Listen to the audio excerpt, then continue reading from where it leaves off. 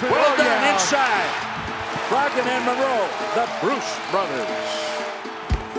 Well, you talk about old school guys who just are fundamentally sound, very smart, understand what team means. I think me and Moose come from similar backgrounds, talking about college. I think foundationally, Georgetown and Virginia are predicated on fundamentals, passing the ball, playing with your head first. They're both smart players. Their basketball game relies on using teammates, using pitch ahead, screens, just using each other, getting each other open. Moose is a guy that always has one of the highest IQs on the court.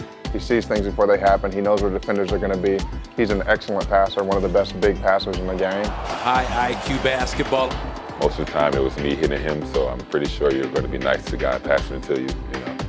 That's what happens. You always want to have a guy or two that's on the same page as you on and off the court.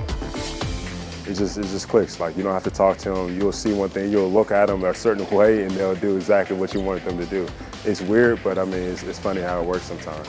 An eye movement or a head nod means one thing. You don't need to communicate verbally. It's just more of a feel and more subtle. I think you can see on the court the pick and roll, they can find each other, right? And so when you have that type of relationship, when one respects the other, so you can talk and you can do different things, it just trickles off to off the court. I'm having a staring contest with the camera. The camera ain't gonna blink? What kind of teammate are you? He's always, clowning and loud talking and pushing me around sometimes, stuff like that, and we'll go at it, but we've really built a good bond. Off the court, those guys, they spend a lot of time together. They have that type of relationship where they can talk to each other about anything, which is what you want to have as teammates. He's just a cool person. He has a very interesting background and, very intelligent, very smart. I would say he's mature for a rookie, but he's mature in real life, so that's just a part of it. Keep talking and finish plays, man. I think it's a big brother, little brother type of situation. And if I could tell you that Brogdon was the little brother, I'd be lying. But it's a good relationship, man. Those two are two good quality human beings.